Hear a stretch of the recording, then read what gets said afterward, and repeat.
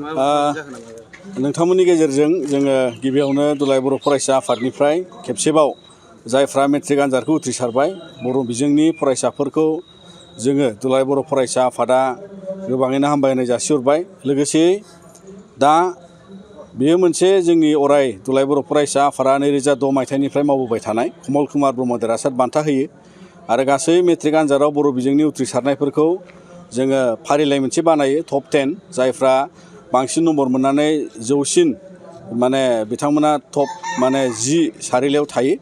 दा बिनिनो देग्लाय जिहेतु 89 जौखोन्दोआनो बयनिख्रुइबो बांसिन आसाम नाङैनो सोमावसार बसुमतारी फंबाया टपार हिसाबै सायख'जाबाय कमल कुमार ब्रह्म देरहासार बान्था। दा बेवहाय जोङो मोनसे तुलना खालामनानै नुदों जे सिगां समनिख्रुइ जाय पार्सेन्टेजआ गेजेर खोलोबाव थायोमोन बेनो देग्लाय टपार जाबाय। मानोना जोङो बुजिनो मोनाखै माखासे फरायसाफोरनि सायाव बिथांमोननि फराफारिखौ लानानै बिथांमोना माखासे गोब्राब थासारि मोगा-मोगि जादोंबो जानो हानाय। बिनि अनगायै गुबुन गुबुन एग्जाम पेटार्नजों लोगोसेयै आथिखालनि गोदान सोलोंथाइ खान्थिजों खाब जानानै फरायनायजों लोगोसेयै एग्जामखौ फेस जानायाव बिथांमोना मोगा-मोगि थासारि मोन्दोंबो जानो हानाय।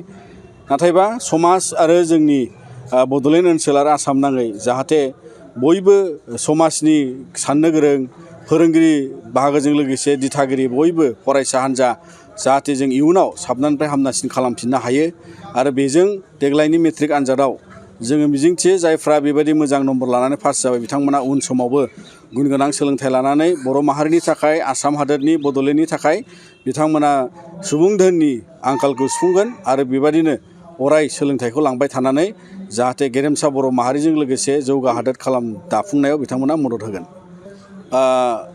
जोङो माखासे बिथिंजों साननांगोन समाजारि बिथिङाव जोंहा गोबां सम जोंनो फरायसाफोरनि थाखाय हेंथा जाथाव माखासे थासारि सोमजियो। जोङो नुनो मोनो जोंनि ओनसोलफ्राव गोबां सम बेफोर थासारिया गैलामोन। नाथाय थांनाय 4-5 दानाव जोङो नुदों जे जोंनि बड'लेण्ड ओनसोलाव बिसेसकरि मेला होनाय लोगोसे जुवा आरो गुबुन गुबुन रोखोमै रंजा बाजानि बायदिसिना थासारिया फरायसाफोरनाव गोहोम गोग्लैदों नामा बेखौबो जों बयबो सन्देह जाबाय। दा बेनिखायनो जों फरायसाफोरखौ खावलायगोन हानायसेबां बेफोरबादि फरायनायखौ खहा खालामथाव माखासे हाबाफारिफ्राव सोमोन्दो लानाङा लोब्बा जानाङा आरो फेग्रा मुवा आरो गुबुन गुबुन ड्राग्स जौ सिगारेट बिरि बिनिफ्राय गोजानाव थानांगौ फरायसाफ्रा जाहाथे गोग्गो देहा बोलो लानानै गुन गोनां सोलोंनायाव बिथांमोना राफोद गोसो लानानै दावगानो हायो।